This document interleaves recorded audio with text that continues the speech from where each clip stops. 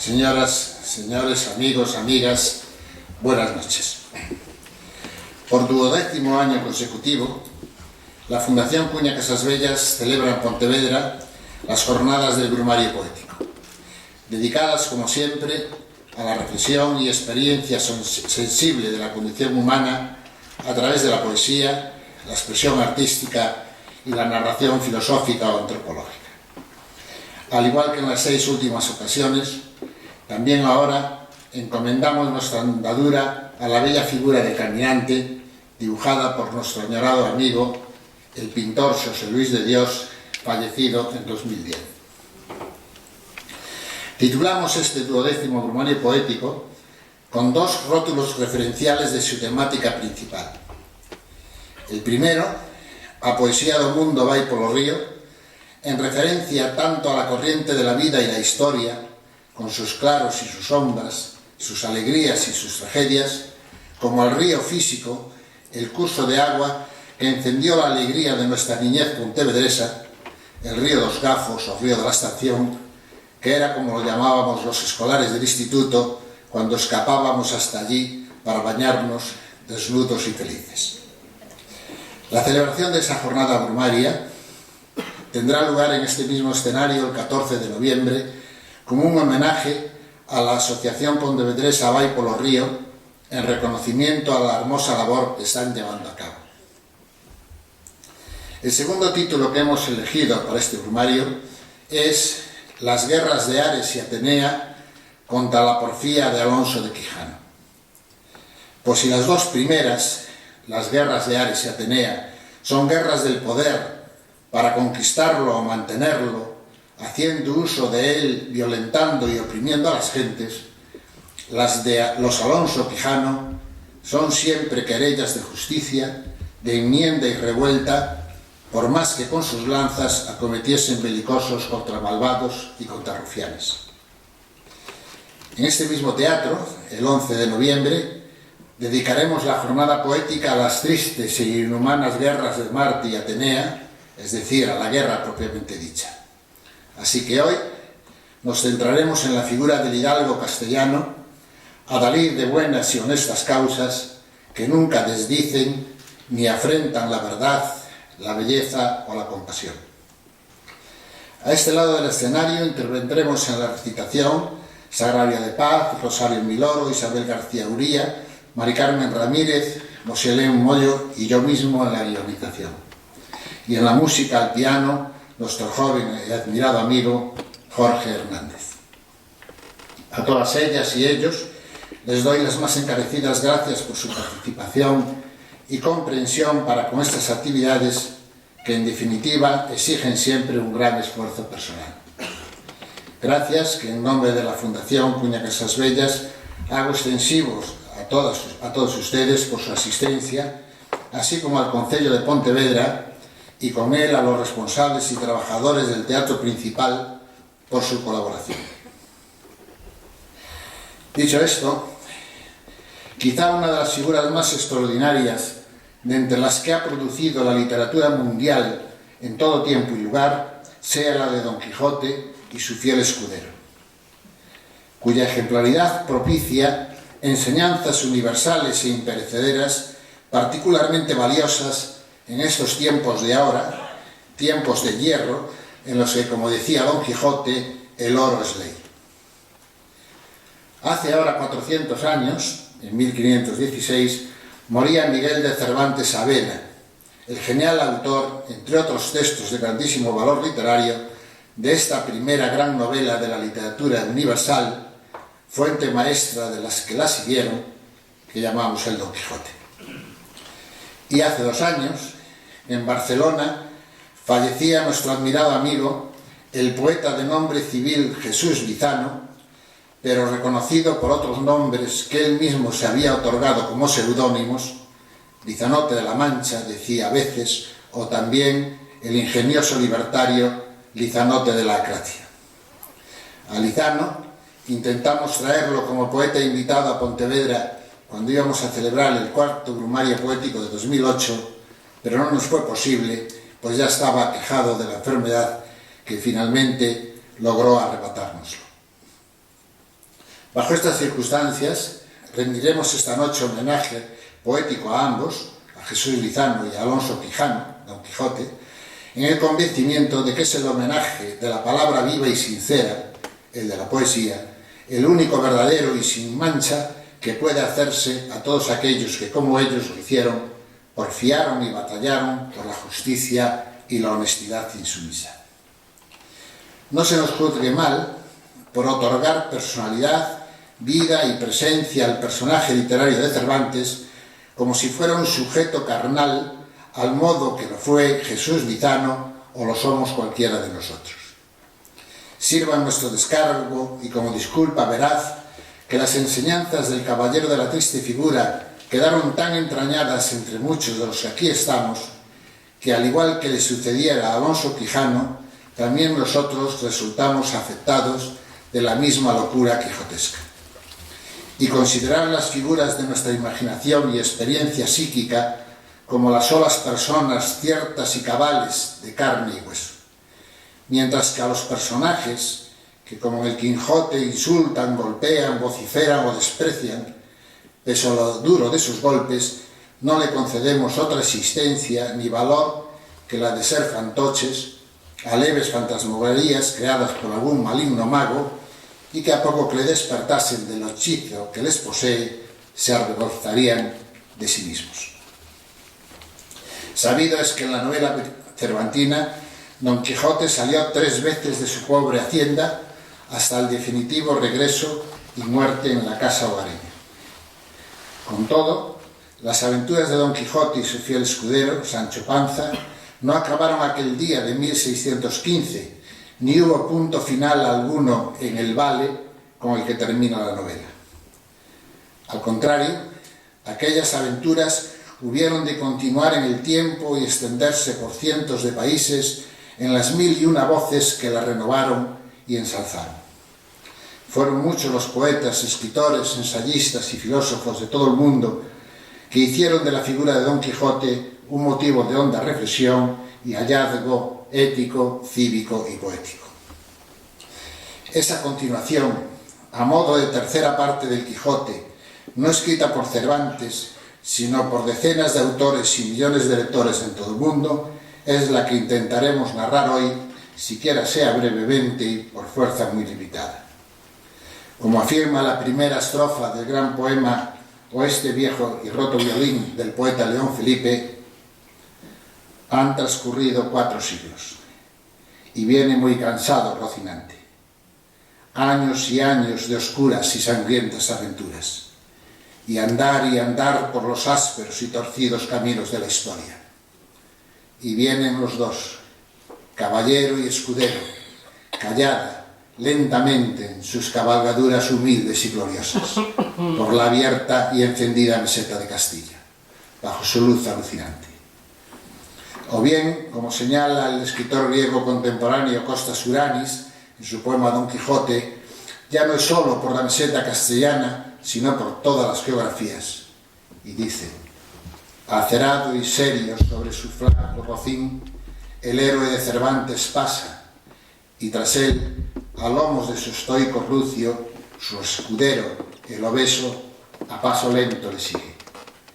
Ha siglos que emprendió su camino, y siglos que transita con timbres sellados, herméticos los labios, y con los ojos extasiados, lanzan astillero rumbo a los azules reinos de la quimera.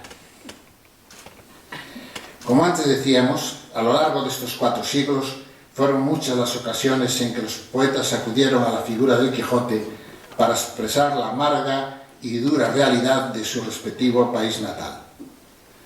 Al hacerlo así, la mayoría, aunque no todos, trataron de buscar en el caballero de la triste figura la verdad honda y solidaria del ser humano. La filiación castellano-manchega del personaje y el hecho de que el autor de la novela, Miguel de Cervantes, fuese un español confeso, en muchas ocasiones fiero y siempre altivo, o el que la aventura quijotesca tuviese lugar en el solar hispano, desde la Mancha castellana a Barcelona, no debe impedirnos reconocer que el personaje de Cervantes ha trascendido con mucho las fronteras físicas, ya no digamos políticas, de la península ibérica y sigue cabalgando a lomos de la lírica mundial, recorriendo paisajes y momentos históricos muy diferentes a los de la dura Castilla manchega que le vio nacer. No cabe, por tanto, apreciar el Quijote como un simple y divertido remedo satírico de los caballeros andantes tardomedievales hispánicos o como un hijo literario del disparate. Ya los primeros lectores del Quijote, allá por el siglo XVI, comprendieron la magnitud y seriedad profunda de la obra que se les entregaba. Enseguida se apreció la figura del caballero andante a destiempo como símbolo de la libertad humana y de los más bellos sueños que enaltecen al ser humano. Doliente Quijote, por siempre condenado a la derrota, pero también por siempre irredento y dispuesto al enardecido batallar que impide a sus enemigos poder nunca cantar victoria. Esta es, a nuestro juicio, una de las cuestiones fundamentales que se plantea en el Quijote. Por un lado, la imposibilidad de la victoria de la realidad sobre la quimera quijotesca de la justicia. Por el otro, el vigor perenne de la siempre irreductible libertad, por más que una y mil veces resulte apaleada, derribada y burlada. Pues este es uno de los temas centrales que rigen el ideario cervantino. Este es precisamente el de la voluntad y la libertad. A su canto están dedicadas algunas de las más bellas páginas del Quijote. Así, por ejemplo, es la libertad y voluntad de independencia el anhelo de Sancho Panza, que prefiere la humildad austera del trabajo y del campesino no servil a los honores y sinsabores del gobierno en la falsaria ínsula barataria. Así lo manifiesta Sancho en su deliciosa recreación del Beatus Ille del gran poeta de la antigüedad latina, Horacio, que ahora leerá Charmi Loro.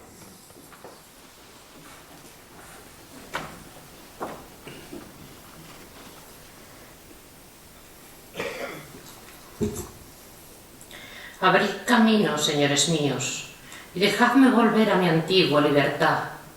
Dejadme que vaya a buscar la vida pasada, para que me resucite de esta muerte presente.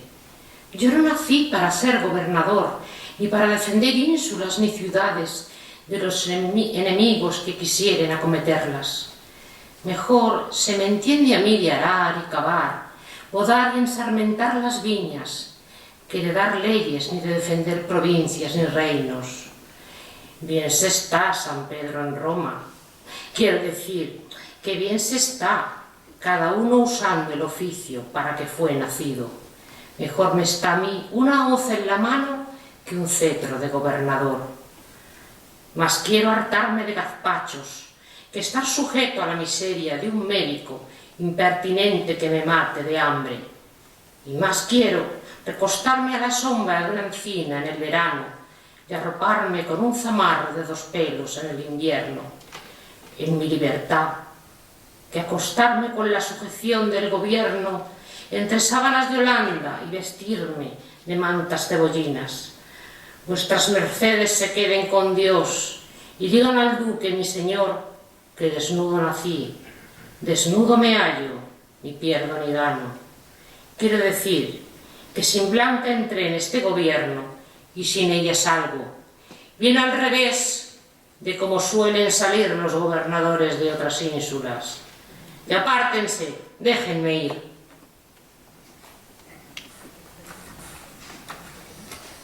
Sobre esta misma cuestión resonarán por siempre las palabras en loor de la libertad entonadas por Don Quijote mientras aleja, como él dice, desembarazado, de la casa de los duques, uno de cuyos fragmentos leerá renglón seguido Moselén.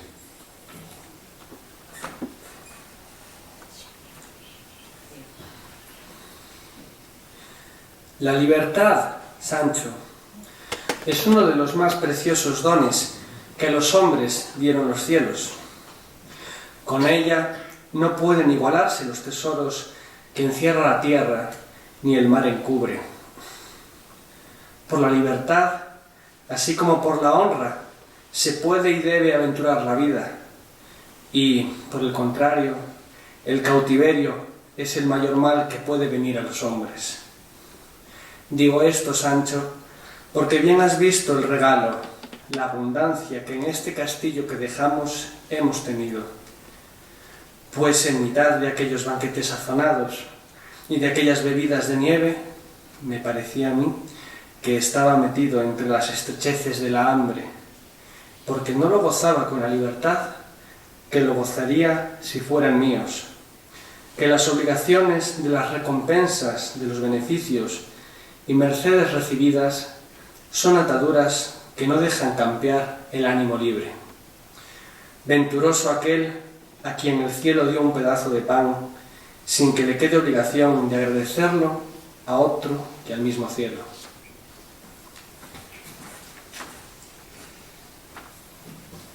En 1905, en Madrid, el poeta nicaragüense Rubén Darío publica el poema Letanía de Don Quijote, coincidiendo con la celebración del tercer centenario de la publicación de la primera parte de Quijote.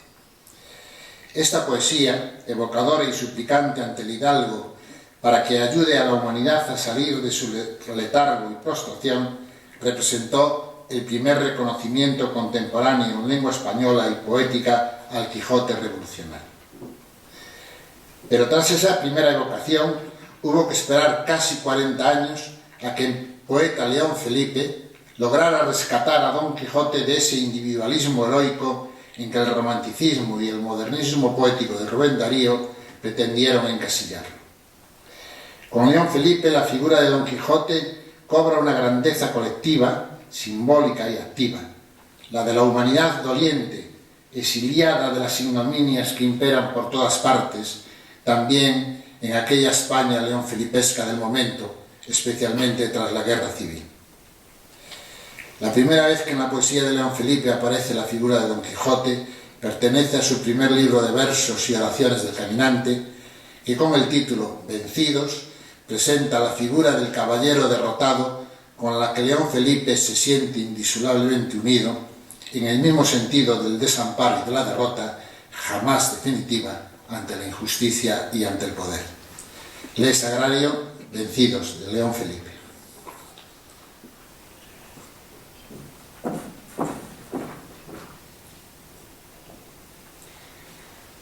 Por la manchega llanura se vuelve a ver la figura de Don Quijote pasar. Y ahora, ociosa y abollada, va en el rucio la armadura, y va ocioso el caballero, sin peto y sin espaldar. Va cargado de amargura, que allá encontró sepultura su amoroso batallar.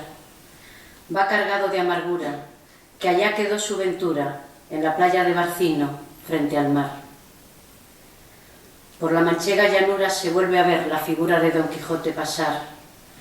Va cargado de amargura, va, vencido, el caballero de retorno a su lugar. Cuántas veces, Don Quijote, por esa misma llanura y en horas de desaliento, así te miro pasar. Y cuántas veces te grito, hazme un sitio en tu montura y llévame a tu lugar. Hazme un sitio en tu montura, caballero derrotado. Hazme un sitio en tu montura, que yo también voy cargado de amargura y no puedo batallar. Ponme en la grupa contigo, caballero del honor. Ponme en la grupa contigo y llévame a ser contigo pastor. Por la manchega llanura se vuelve a ver la figura de Don Quijote pasar.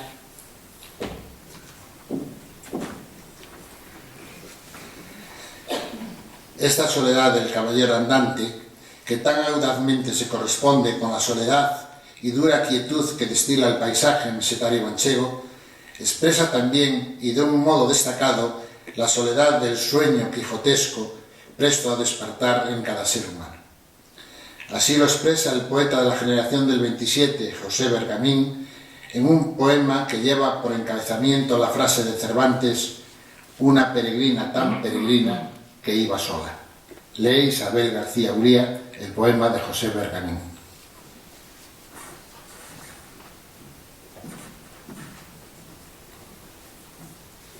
Peregrina su voz como una sombra por las tan peregrinas soledades de las tierras de España, como el vuelo perdido de las aves o el paso del rebaño luminoso de las nubes errantes.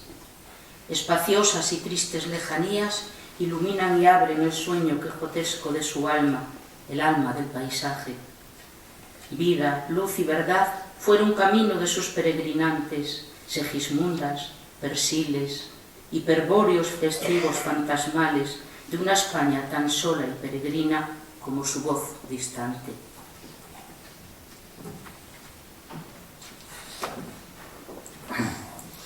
Otra visión por completo diferente de Don Quijote y el sentido de su aventura nos lo ofrece el escritor y poeta griego Nikos Kazantzakis, que en 1934 da a conocer un largo poema titulado escuetamente Don Quijote.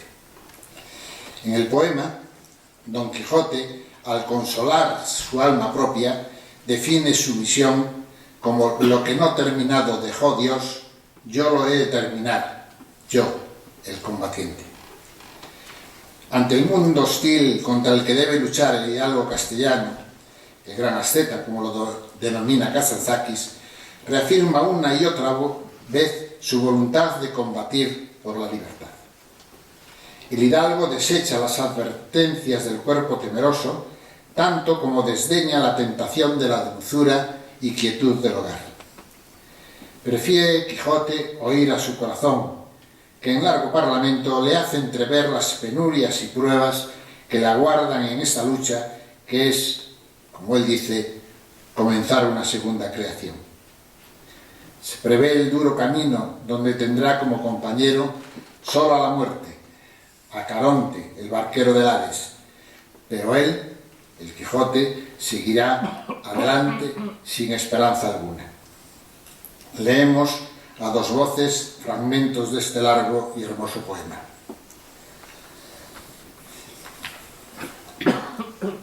Se lanza el alma a penetrar su ensueño. En la tierra se ahoga y clama libertad.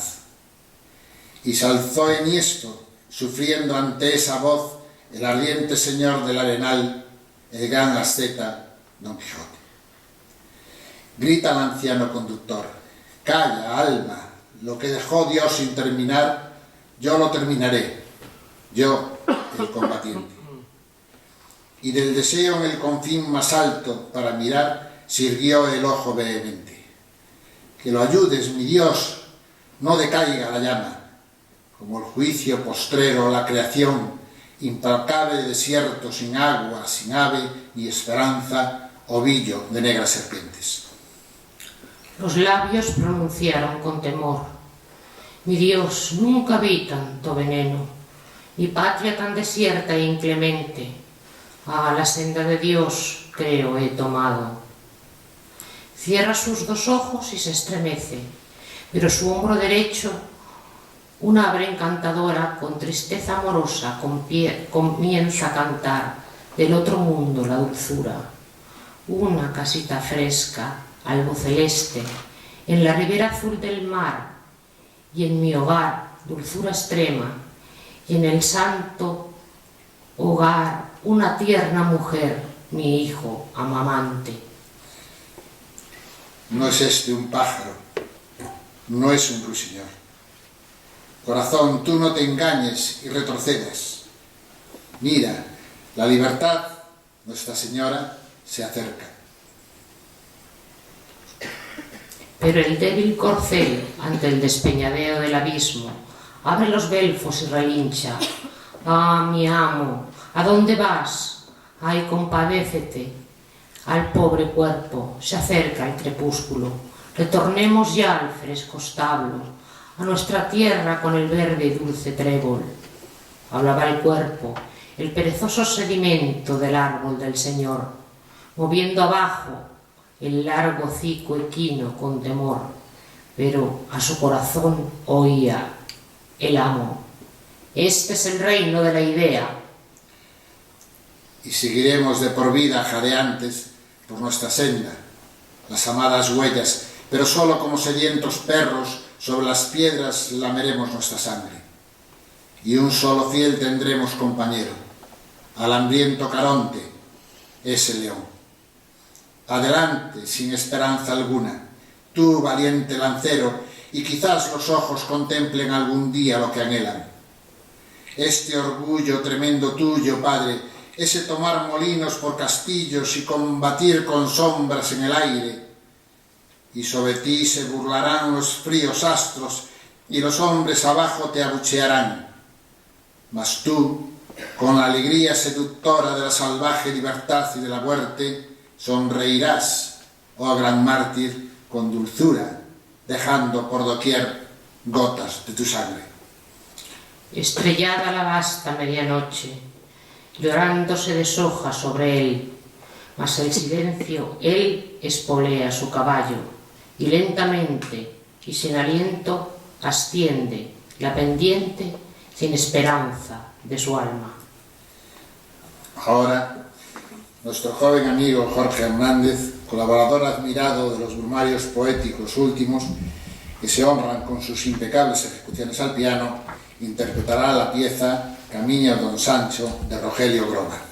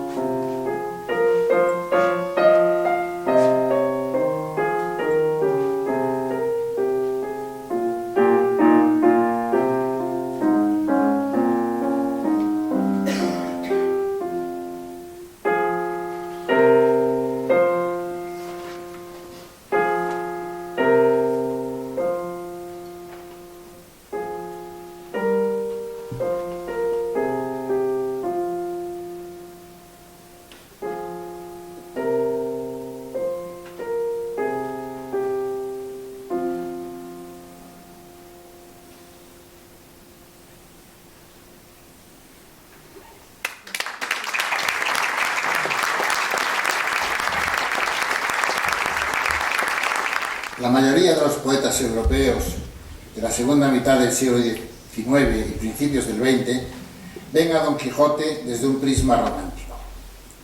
No como un personaje cómico y extravagante, sino como el virtuoso caballero de la idea y de la belleza, el luchador de la libertad que siempre va hacia adelante. Sin embargo, esta inicial idealización romántica del primer romanticismo de Quijote y de su fiel escudero pronto se extinguió en dos tradiciones, ambas herederas de ese romanticismo, pero con significado totalmente opuesto. A un lado, la ideología romántica, impulsora matriz del nacionalismo cultural y político, a cuyos caudillos y adalides del pasado, del presente, y se idealiza hasta el punto de casi divinizarlos. Jefes a los que se atribuyen los caracteres de padre y de grandes líderes, luchadores incansables en pos de alguna gran idea mesiánica y milenarista, o destinados a la conquista de un quimérico pasado que desea actualizarse. Por el otro, también utilizaron la figura del Quijote, el romanticismo revolucionario, impulsor de los movimientos de emancipación y solidaridad de los sufrientes. Es un romanticismo cantor de los individuos rebeldes a toda idea, norma o mandamiento, considerados siempre dogmáticos, y a los que se juzga como vestigios o rémoras de un pasado vetusto que se desea abandonar. Ambas tradiciones recurrieron simbólica y retóricamente, con mejor o peor acierto e intención, a la figura de Don Quijote. Y a estas utilizaciones del mito se prestaron numerosos poetas. Quizá quien mejor pueda ilustrar esa ambigüedad de la interpretación quijotesca y la impostura a la que puede llevar la artificiosa y en cierto modo anticervantina identificación del Quijote con el líder político-social, sea Costas Cariotakis, el poeta helénico más representativo de la afamada generación de 1920, cuya fama culminó a la sombra de un eucalipto donde se suicidó en 1928 a la edad de 32 años. Probablemente Cariotakis no pudo soportar el peso de la realidad social de su época y no pudo o no quiso seguir a los Quijotes de su generación que, como afirma en uno de sus poemas, indiferentes al sufrimiento que extendían por doquier, llevaban colgadas de sus armas la idea con mayúsculas. Y es que en aquellos años el pueblo griego sufría la terrible experiencia de la guerra greco-turca de 1919 a 1922, impulsada con ferocidad por el nacionalismo griego. Sus líderes alzaban la bandera del renacimiento del imperio bizantino en las tierras turcas de Anatolia, con capital en Estambul, la antigua Bizancio o Constantinopla. Aquella guerra fue terrible, y si todas son mezquinas, aquella lo fue en demasía. Los griegos invasores de Anatolia cometieron actos de crueldad inenarrable y limpieza étnica en amplias regiones de Turquía. Fue tal la matanza que en apenas 3 años sucumbió asesinada más del 20% de la población masculina de Turquía. Pese a todo, los militares y políticos griegos perdieron la guerra, pese a lo cual la historiografía patriótica le llamó a aquello la catástrofe de la Segunda. Teniendo en cuenta estos datos, no deja de ser significativo que Cariotakis entrara en diálogo con el pensamiento cervantino y escribiera el ambiguo poema titulado Don Quijotes, que si por un lado se puede interpretar como la representación de unos líderes que, enarbolando como bandera la bella idea, así escrita, como decía, con mayúscula, llevan a los humildes y a sí mismos a la muerte y el desastre, cuando no al crimen.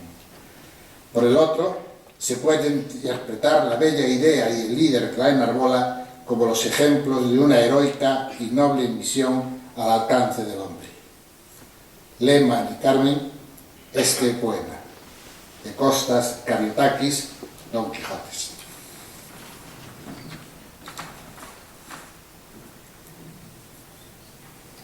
Don Quijotes van delante y ven en el extremo de la lanza cómo colgaron su bandera. La idea, miopes visionarios, no tienen ni una lágrima para aceptar humanamente la vulgar burla. Tropiezan en la lógica y en los bastones de las demás. Azotados irrisoriamente, se arrastran en el medio de la calle. Sancho dice: no te lo decía, pero lo de los grandes sueños se mantienen impertérritos. Y, Sancho, mi caballo, así lo quiere Cervantes. Yo los he visto en medio de la historia de una vida, a los maníacos caballeros pararse exhaustos y con amarga respiración, con húmedos ojos, negar las primeras quimeras. Alienados los vi yo, caídos en las zanjas, desarmados exponiendo al sol su herida abierta, y escuchando que suavemente gorjean los pajarillos, llorando lo inútilmente que había vivido su vida en el mundo.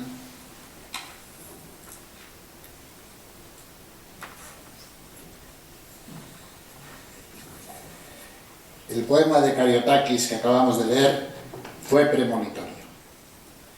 El dramático siglo XX, con sus temibles guerras mundiales y espantosas tragedias nacionales, decretó el fin de todos los Quijotes y por millones expuso sus cadáveres en monstruosos cementerios sin otro nombre que trinchera, campo de batalla, paredón, etc. La locura de la guerra apagó en los poetas el noble delirio de los Quijotes que antes fueran la sal y la vida de toda justicia. Ya no hay Quijotes ni en España ni en el mundo. Ya no quedan quienes luchen frente a la sordidez del momento que se vive para morir en cualquier lugar de accidente o de inanidad. Requiem del poeta José Hierro da fe de ello. Lee Sagrario, Requiem de José Hierro.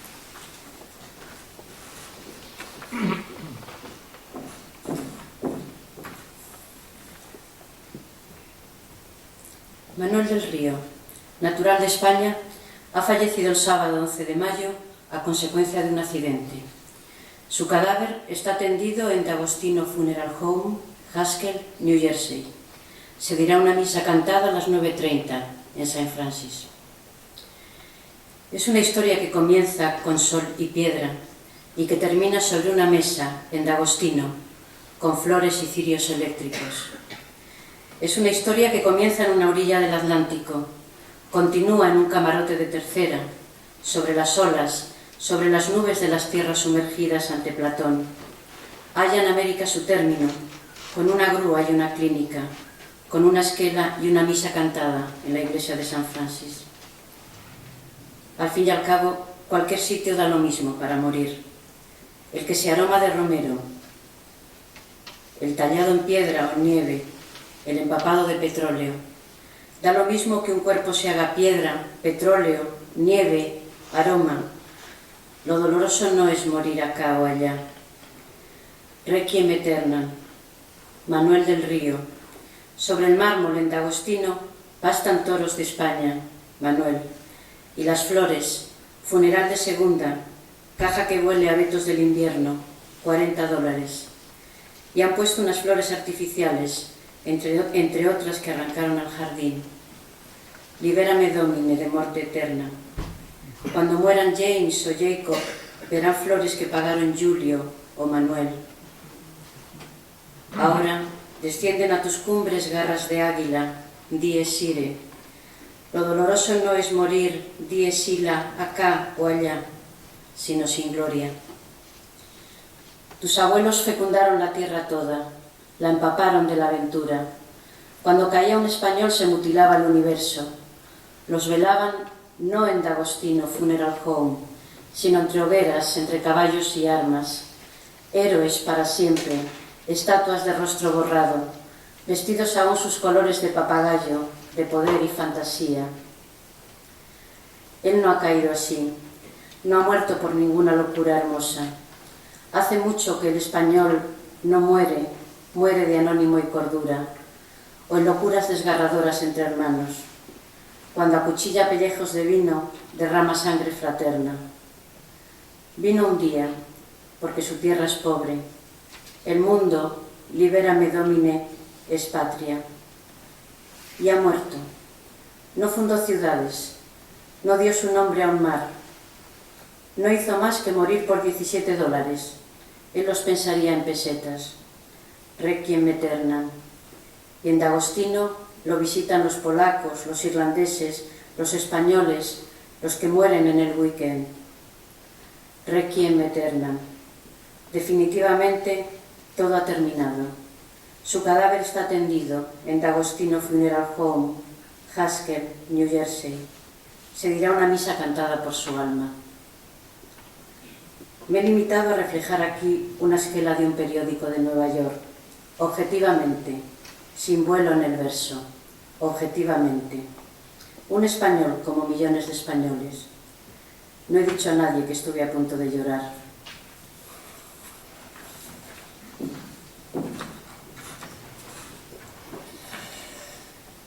La figura del Quijote es inseparable de su caballo, Rocinante, y de su fiel escudero, Sancho Panza. El poema más entero y hondo dedicado al jamelgo de Don Quijote es el precioso texto de León Felipe, titulado precisamente Rocinante, inicialmente incluido en el poemario que antes citábamos, o Este viejo y roto violín, pero que pasados años, sus iniciales 30 versos, representaría el punto de arranque de un nuevo poemario más amplio. Lee Isabel García Uría, Rocinante, de León Felipe.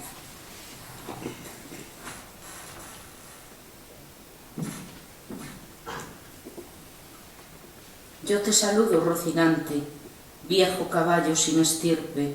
No tienes pedigrí, oh Dios mío, Rocinante no tiene pedigrí. Historiadores, eruditos, detectives, traperos, buscadores de pañales y baberos blasonados. Rocinante no tiene pedigrí. El caballo en más pura sangre de la gran mitología española, el loco centauro del delirio, el primero y el más intrépido de los 4 caballos de la aurora, el único caballo del mundo que conoce la palabra justicia, el que condujo en su espinazo magro y sufrido la humana y divina locura de España, la posible locura de todos los hombres, la gran esperanza del mundo, no tiene pedigrí.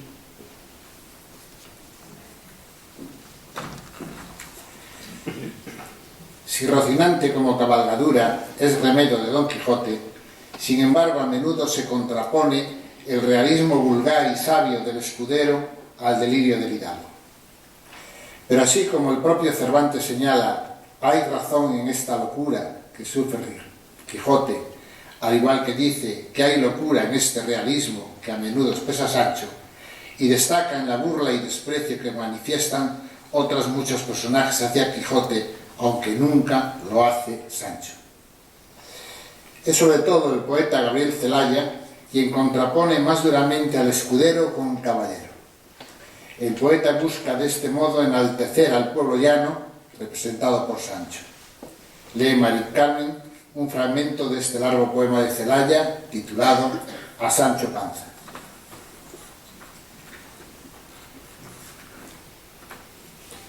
Sancho bueno, Sancho Arcilla, Sancho Pueblo, tu lealtad se supone, tu aguante parece fácil, tu valor tan obligado como en la Mancha lo eterno.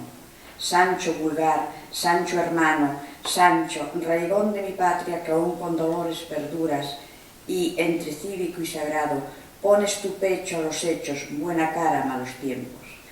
Sancho que damos por nada, más presupones milenios de humildad bien aceptada. No eres historia, te tengo como se tiene la tierra patria y matria macerada. Sancho vulgo, Sancho nadie, Sancho santo, Sancho de pan y cebolla, trabajado por los siglos de los siglos, cotidiano, vivo y muerto, soterrado. Se sabe sin apreciar lo que eres quien es, siempre el mismo, Sancho pueblo, Sancho íbero, Sancho entero y verdadero, Sancho de España, es más ancho que sus 1000 años sin cuento. Vivimos como vivimos porque tenemos aún tripas, Sancho Panza, Sancho terco, vivimos de tus trabajos, de tus hambres y sudores, de la constancia del pueblo, de los humildes motores. Sancho de tú te lo llevas, mansa sustancia sin mancha, Sancho charló, que edificas como un dios a bofetadas, Sancho que todo lo aguantas. Sancho con santa paciencia, Sancho con buenas alforjas, que en el último momento nos das y es un sacramento el pan, el vino y el queso. Pueblo callado, soporte de los fuegos de artificio que con soberbia explotamos. Sancho Santo, Sancho Tierra, Sancho Íbero, Sancho Rucio y Rucio Sancho, que has cargado con los fardos.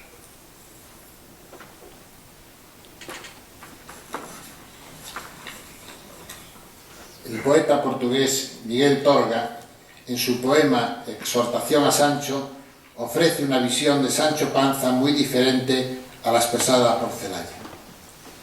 En este caso, el escudero ha de alzar la frente humillada, cumplir el voto de las nuevas acometidas de su señor, de modo que él mismo, provisto ya de lanza y arado, sea Quijote, sea el verdadero. Lee Isabel, Exhortación a Sancho, de Miguel Torga.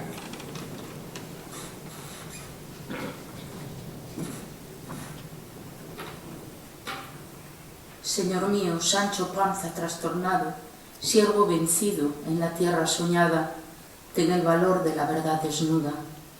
Mira esta tierra que te han arrebatado y que solo tendrá paz cuando sea tuya. Alza la frente humillada y comienza la hazaña prometida. Cumple el voto de la nueva cometida, hecho a los pies de quien fue el arrojado héroe de la batalla de ser fiel a la vida. Niégate a ser un pasivo testigo del amor codicioso, que los falsos enamorados le hacen creer que es puro y arrebatado a aquella que refleja el cielo limpio en sus ojos confiados. Venga tu grito de transfigurado, ¡ay, no se muera! Y la doncella despierta y reniega del idilio traicionero. Venga el Sancho de la lanza y el arado, y Dulcinea tendrá, vivo a su lado, el señor Don Quijote, el verdadero.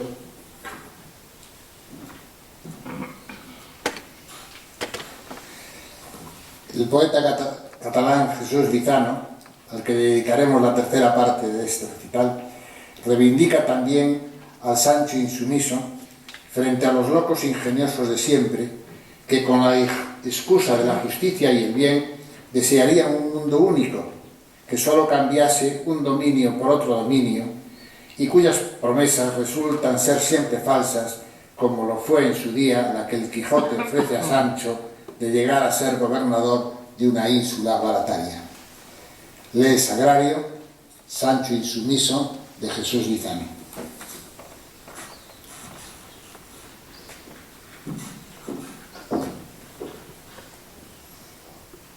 Ah, Sancho, amigo, el Sancho verdadero, el insumiso. Nunca hemos sido justos contigo. Todo eran alabanzas para el destino de tu amo y señor, todo artificio. El caballero andante que hizo sino intentar transformar el mundo en su delirio. Y así todas las salidas que en un mundo han sido. Un imposible mundo. Ah, Sancho, amigo, innumerables son los que llaman gigantes a los molinos y escudero al amigo. Ese loco ingenioso, soñador fingido, humilde en su figura, soberbio en su designio, era el loco de siempre. Quería un mundo único en donde solo existiera un orden, un limpio y honorable linaje. Un dominio por otro dominio era lo que proponía. Pero tú y el Rucio, unidos, dejasteis aquella ínsula, aquel Olimpo que el falso soñador te había prometido. Siempre prometen los que se creen elegidos. Falso, porque los sueños forman un mundo distinto del mundo de las cosas. En él no hay leyes ni juicios. Lo suyo era otra ínsula, Sancho amigo. Y tú, como nosotros, los hijos de una tierra dramática, ardiente, del duelo y del instinto, solo queremos que nuestro vivir sea algo nuestro, no ser vividos. Porque no hay ínsulas sin armas y sin cautivos. Hablen de tu verdad los venideros siglos. No hay camino ni andar. Cualquier andar hace camino. Hay saberse hombre solo, condenado y vivo. Sancho humano, Sancho insumiso, todos los hombres solos estamos contigo.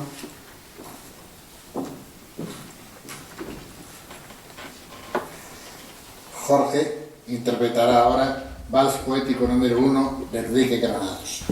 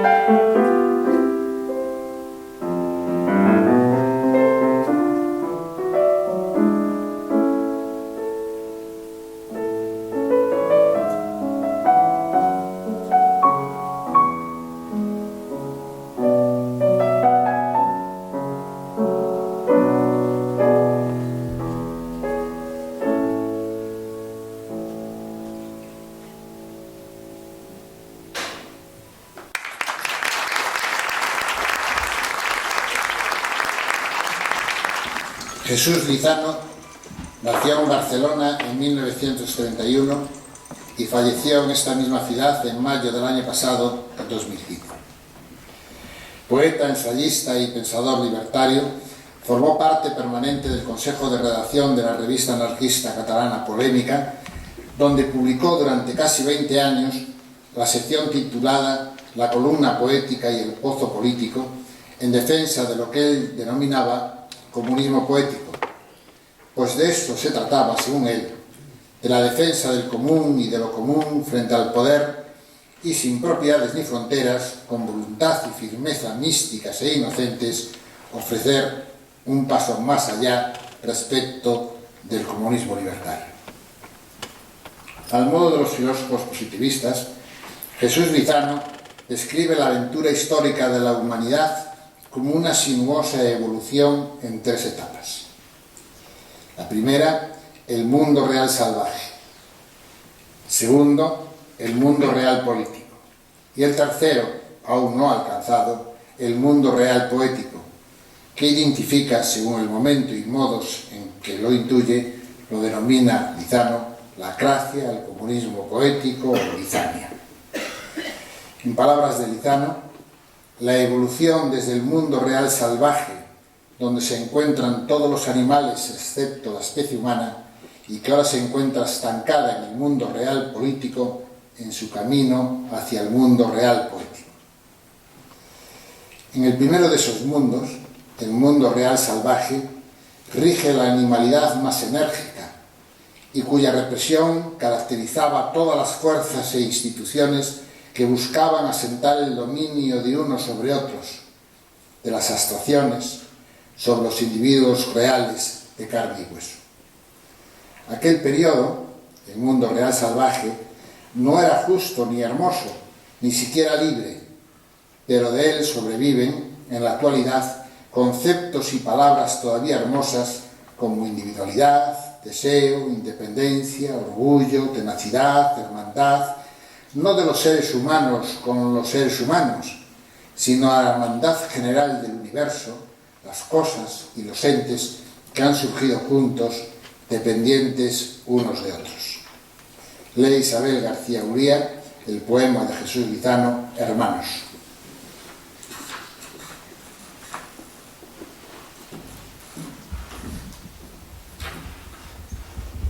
Sois mis hermanos, cosas, animales, astros, ríos y selvas turbadoras. Hermanos sois minutos, días, horas, seres enanos y descomunales. Hermanas las auroras boreales, las tormentas, las playas, faunas, floras, las calladas especies, las cantoras, los fuegos y las tierras virginales. Y las cuevas, las lunas y los vientos, todas las variaciones y aventuras, el grito hiriente y el rumor lejano, todos los infinitos firmamentos y todas sus extrañas criaturas. Tú, incluso hombre terrible, eres mi hermano.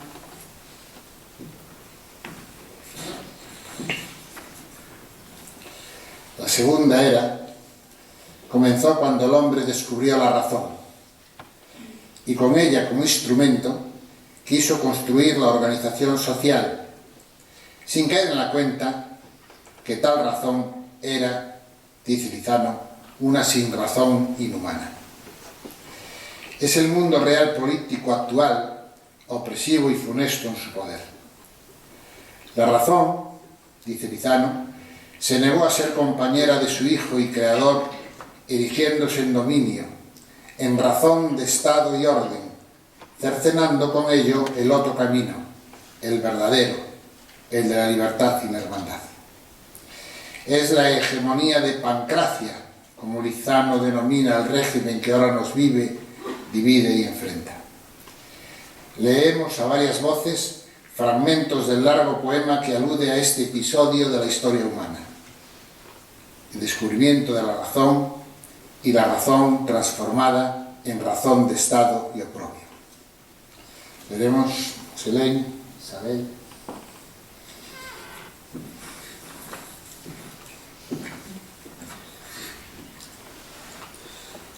Ah, día aventuroso, en que exclamé en la inocencia, en que nací en mí mismo.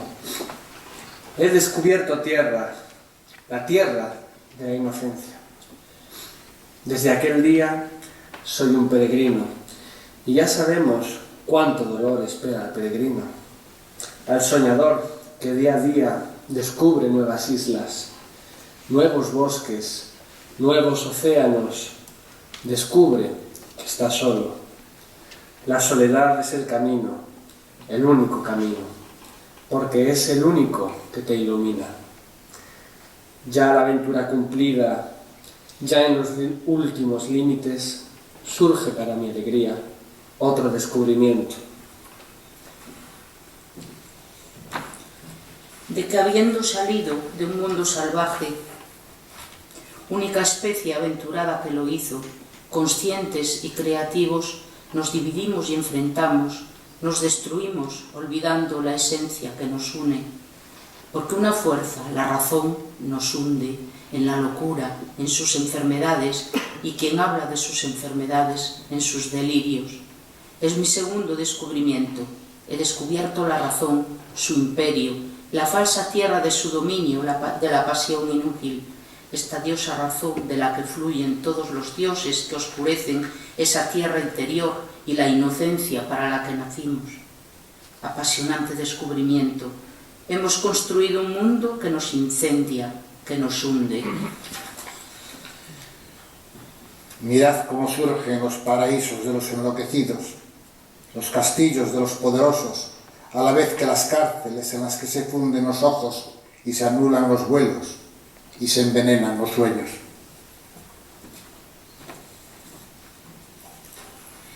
Aquella que sigue siendo el faro de nuestros puertos, aquella por la que nos regimos, es la enemiga de aquella tierra que descubrí un día al luminoso comienzo de mi aventura. Luego de tantas salidas, he descubierto que la razón es la fuerza maldita que nos envuelve en su locura, llevándonos al dominio de unos sobre otros, impidiendo al mundo poético la nuestra plenitud de hijos de la Iglesia, de la tragedia y la belleza. Mas, ¿cómo destruir su imagen? Las voces y los símbolos que la imponen.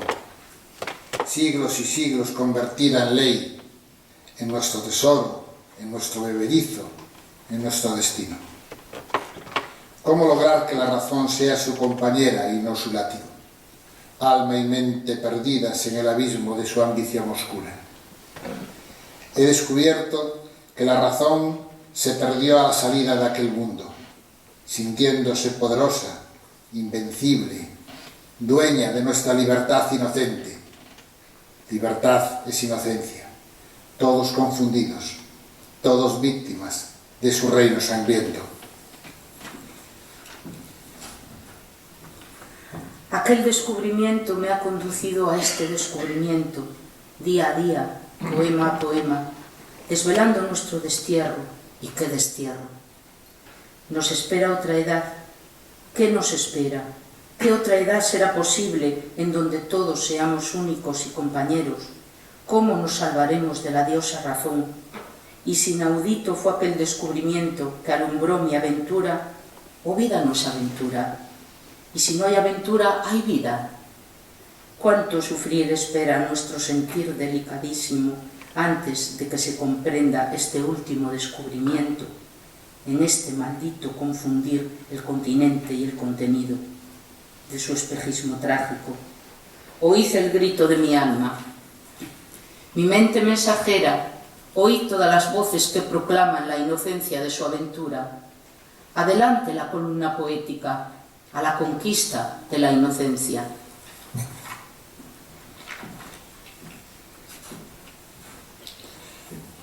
Profundamente antinacionalista, pues no veían en el nacionalismo más que la exaltación artificiosa de las fronteras, dedicó a este tema el poema El Señor bien y el Señor mal.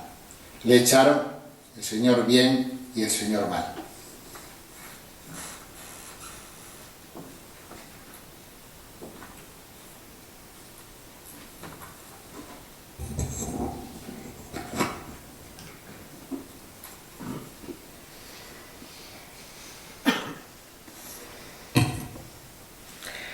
No resuelven sus diferencias el señor bien y el señor mal. El señor bien parece tranquilo y entonces el señor mal llega y rompe sus hechizos. Quizás caen todos los castillos que el señor bien en la arena hizo. Y cuando el señor mal, feliz con sus ingenios, viva, viva, exclama audaz, llega el señor bien e impide que su estrategia triunfe. Quizás van por los suelos las murallas de sus intrigas y el señor mal cae prisionero.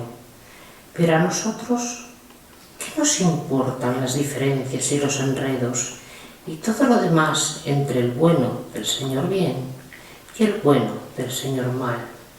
¿Por qué nos mezclan en sus cosas? ¿Por qué no nos dejan en paz? Allá el señor del bien con sus adornos, y allá con sus encantos el señor del mal. Han elegido nuestra casa para luchar, y no hay un solo espacio entre nosotros libre de su ansiedad. Eso, de su ansiedad. No ha de importarnos su origen, ni cómo nos pudieron avasallar.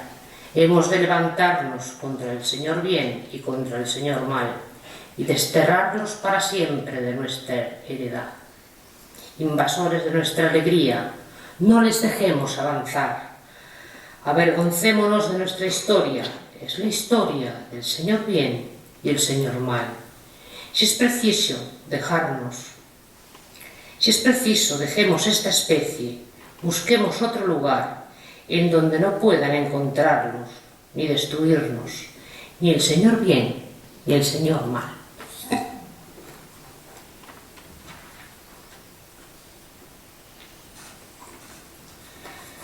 Lizano nos ha referido más de una vez su trayectoria ideológica. Arrancando de la religión cristiana, transita por el existencialismo ambiental, se topa con el materialismo humanista marxista y desemboca en el individualismo libertario solidario como fin de su proceso vital. Su anarquismo, por tanto, no es de juventud, sino de madurez. Llega a él tras haber deambulado por predios muy variados. Un anarquismo que, como se ve, muy peculiar, que inicialmente se formula bajo la expresión poética de lo que él denomina misticismo libertario. Lee Sagrario fragmentos del poema místico por dentro, libertario por fuera.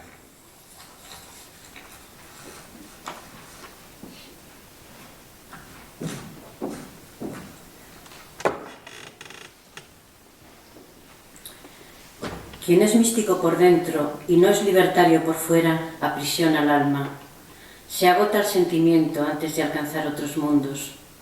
Pronto solo se contempla a sí mismo. Es una tierra estéril, una voz perdida, una luz en una caverna. Toda su palpitación se diluye en las sombras. No habla su silencio, no engendra, no canta. Le bloquean todos los espejos. Quien es libertario por fuera y no es místico por dentro se pierde entre los molinos. Sale al campo y no siembra, da palos de ciego. Conquistaría el mundo perdiendo su esencia. Vacío es su cántico, sin lágrimas, sin músicos en sus manos, sin praderas verdes en sus ojos, no alcanza el abrazo. Ara, pero no siembra. ¿A dónde los libertarios irán sin el alma herida y los místicos si solo sueñan? Sin sentir todo el universo, ¿cómo liberar la tierra de su escarnio? No basta contemplar, no es suficiente el grito frente a tanta sentencia anuladora de los sueños. Vamos, iremos a la conquista de la inocencia. No deseemos ni la paz ni la guerra. Vivamos para que sueñe y se libere la esencia, ay, que con tanta facilidad nos deja.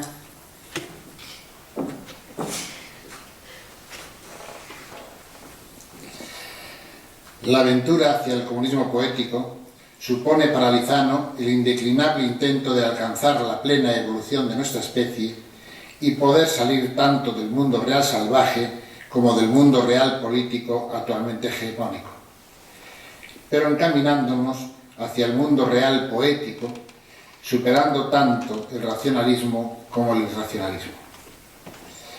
En cualquier caso, ese caminar hacia la gracia poética, solidaria y hermanada que proclama, solo puede hacerse a través de la inocencia, entendida esta como algo tan sencillo como lo es el que todos nos veamos compañeros, todos, porque somos de una misma especie y tenemos problemas esenciales comunes, todos lloramos, reímos, sufrimos y anhelamos del mismo modo. Pero este inocente caminar, esta nueva aventura plenamente heroica, de Jesús Lizano o de Lizanote de la Mancha o de Lizanote de la Gracia, al contrario que la del Quijote cervantino, no es la del individuo solo y personal. Es la del héroe colectivo, de muchos cabalgando, uno a uno contados, pero todos juntos, llamándose al encuentro y al camino. Leeremos el último poema de esta noche, a dos voces, Moselén y yo mismo, el poema titulado El Camino.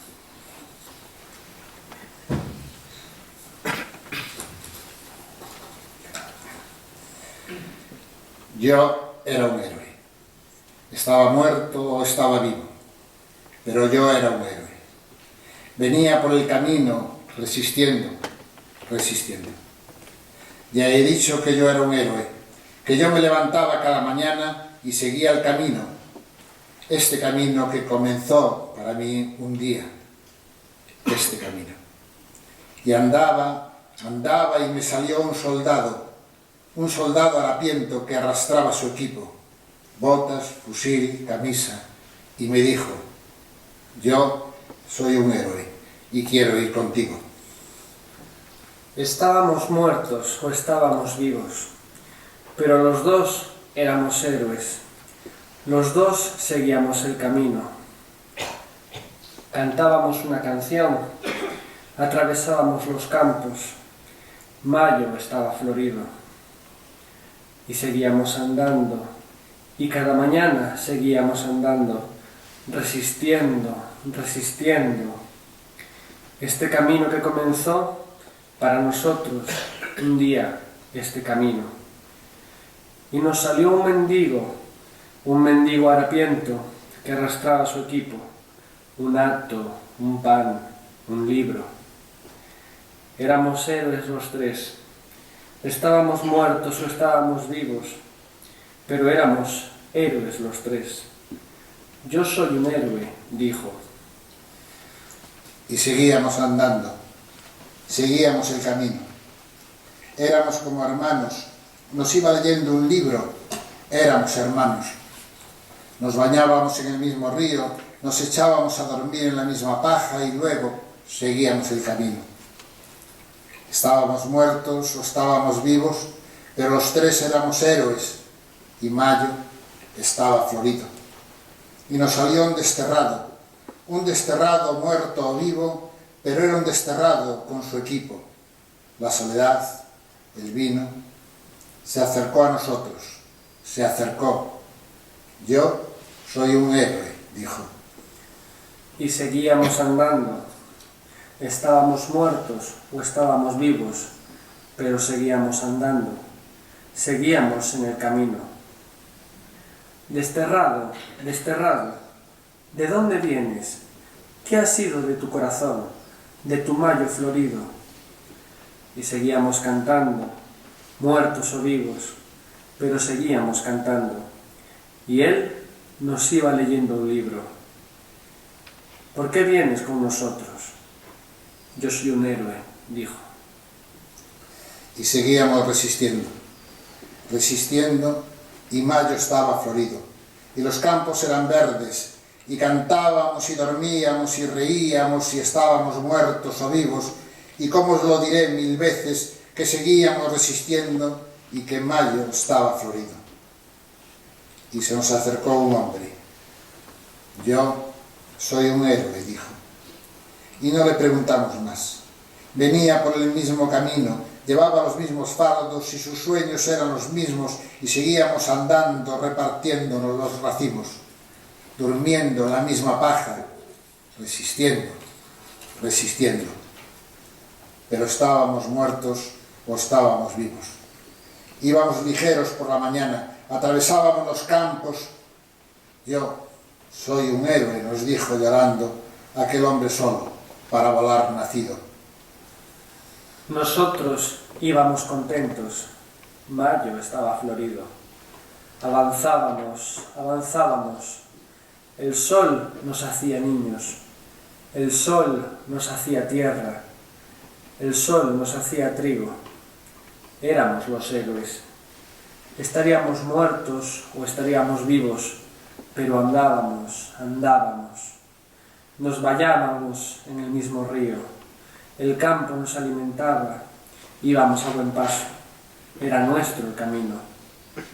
Y os lo prometo, lo sé, Mayo estaba florido.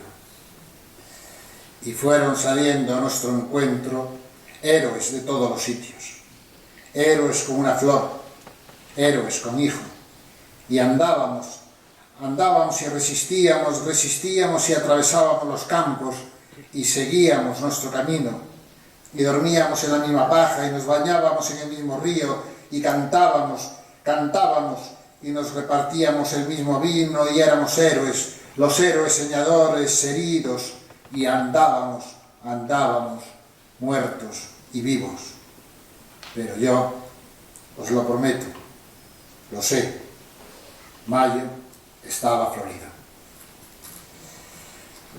Ahora, con la interpretación al piano por Jorge Hernández de la danza española número 2, Oriental, de Enrique Granados, pronto llegaremos al final de esta aventura quijotesca.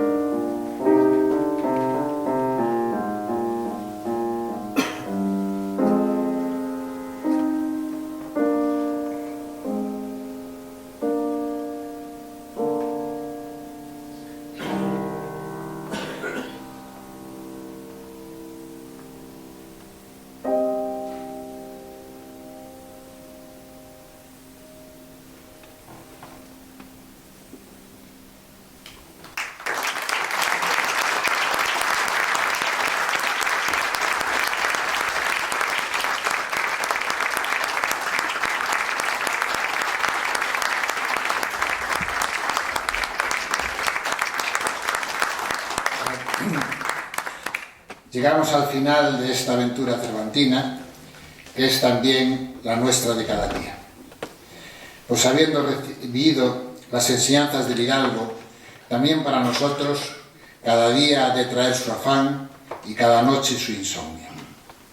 La esperanza es que esos afanes, esos insomnios, esas tareas a las que nos encomendemos, lo sean siempre, como lo fueron por el Quijote, trabajos de justicia, de reparación de errores y enmiendas de desgracias. Todo para que se vuelva a ver la figura de Quijote y Sancho pasar, vencidos quizás, pero nunca derrotados, y una vez más irredentos.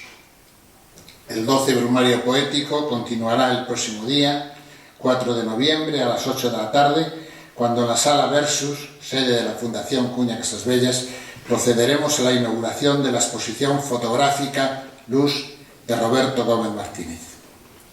Una vez más, gracias por su asistencia y les esperamos el día 4 en la Sala Versus y después, el día 7 de noviembre, en este mismo escenario para celebrar el recital poético-musical en homenaje a Jorge Cuña.